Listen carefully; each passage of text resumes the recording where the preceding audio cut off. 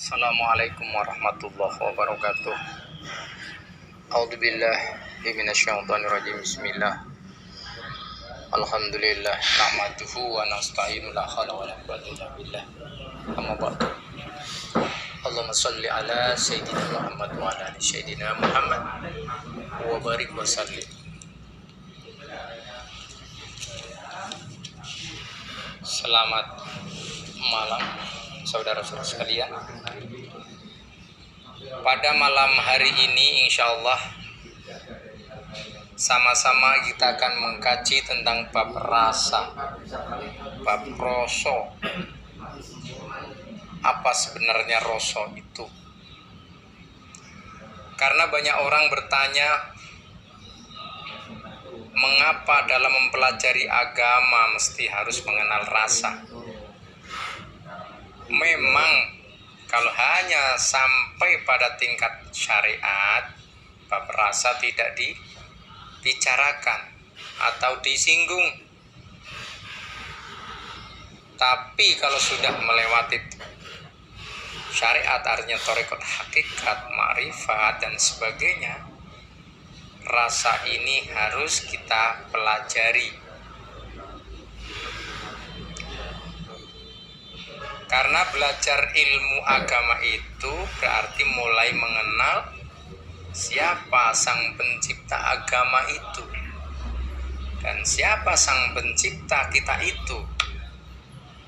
Karena Allah itu maha ghaib, maka dalam mengenal ghaib itu kita wajib mengenal rasa. Karena Allah punya wujud, setiap yang wujud pasti ada rasanya. Mungkin kajian ini jauh dari sempurna, tapi sama-sama kita belajar. Minimal kita mengenal tentang rasa. Jadi jelas berbeda dengan tingkat syariat yang memang mengaji telinga dan mulut saja, dan mereka hanya yakin akan hasil kerja dari panca indera kita, bukan batin kita. Sedangkan rasa adanya di alam batin. Untuk mengaji bab rasa ini sangat diperlukan dalam mengenal yang ghaib. Karena hanya dengan mengaji rasa yang memiliki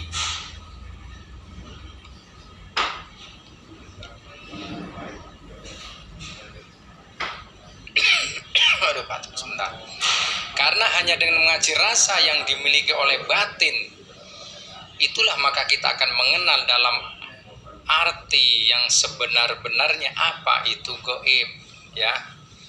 Jadi gaib itu biar kita ngerti yang sebenar-benarnya gaib itu ya lewat rasa.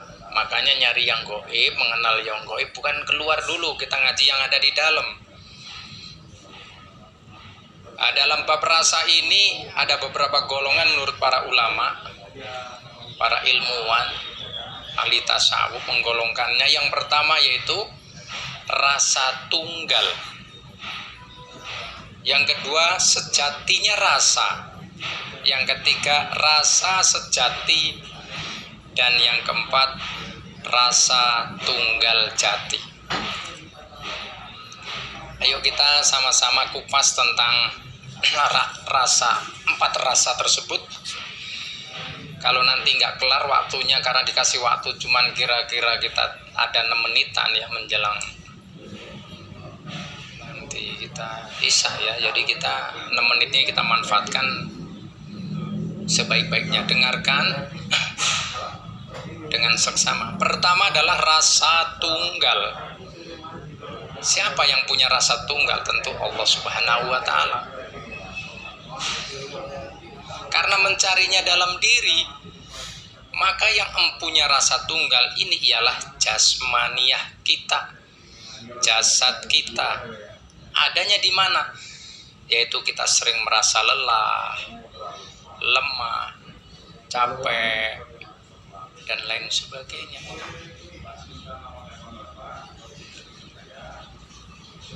Mengapa jasmani memiliki rasa tunggal ini? Karena sesungguhnya dalam jasad kita ada penguasanya. atau penunggunya. Orang tentu mengenal namanya khodam. Kalau di dalam bahasa Arab tulisan alif lam alif, kajiannya udah kita bahas yang lalu, tapi insya Allah nanti diulang.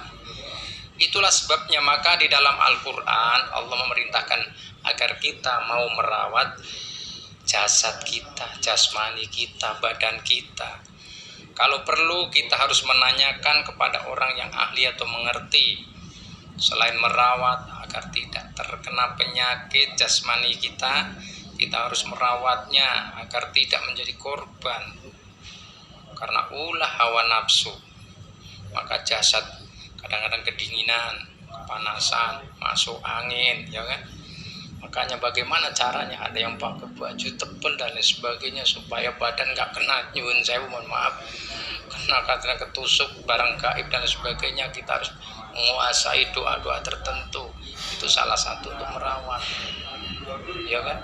Tapi yang terpenting adalah kita hakikatnya mengerti bahwa rasa tunggal ini ada di jasad. Bila soal-soal ini kita perhatikan dengan sungguh-sungguh, niscaya jasad kita juga tahu terima kasih kepada kita. Kalau dia kita perlakukan dengan baik, maka kebaikan kita pun akan dibalas dengan kebaikan pula. Karena sesungguhnya jasad itu pakaian sementara untuk hidup. Pakaian sementara untuk hidup di alam fana ini. Kalau selama hidup jasad kita rawat dengan sungguh-sungguh, kita mandi 2 kali. Sebelum puasa katakan kita keramas, sebelum sholat kita wudhu dulu, dan tidak menjadi korban hawa nafsu, serta kita lindungi dari pengaruh-pengaruh alam radikal, alam bebas ini. Maka dikala hendak mati, jasad yang sudah suci itu pasti akan mau diajak bersama-sama kembali ke asalnya, kembali kepada Allah Subhanahu wa ta'ala, untuk kembali ke Sang Pencipta.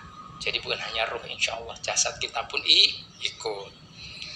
Seperti halnya kita bersama-sama pada waktu datang atau lahir ke alam fana ini. Jadi ruh dan jasad datang bersama.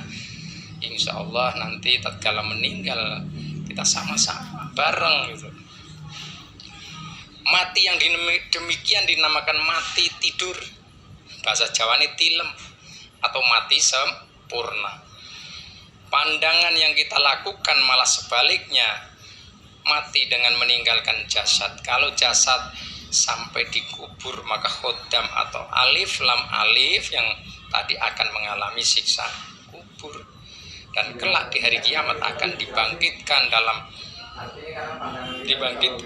untuk dipertanggungjawabkan.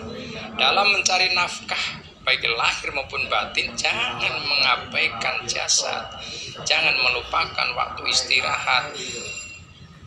Sebab itu Allah ciptakan waktu 24 jam, 8 jam untuk cari nafkah, 8 jam untuk ibadah, 8 jam untuk istirahat. Dalam hal berpuasa, jangan sampai mengabaikan jasad. Puasa sampai bertahun-tahun gak buka-buka dan sebagainya, sampai badan kurus kering, sampai sakit dan sebagainya, tidak diajarkan dalam Islam. Tapi tentu ada, kalau berpuasa semacam ada guru yang membimbingnya. Sebab itu Allah tidak suka yang berlebih-lebihan. Karena yang suka berlebih-lebihan itu adalah angan-angan. Kalau dalam bahasanya dat, ya dat itu bukan zat, bukan dal patah dat itu dat, angan-angan. Karena angan-angan punya sifat selalu tidak merasa puas. Kira-kira itulah kajian daripada rasa tunggal. Untuk rasa yang kedua, insya Allah nanti season kedua kita lanjutkan ya. Mohon maaf apabila ini kurang, nanti kita kaji sama-sama bareng-bareng. Billahi taufiq. Wassalamualaikum warahmatullahi wabarakatuh.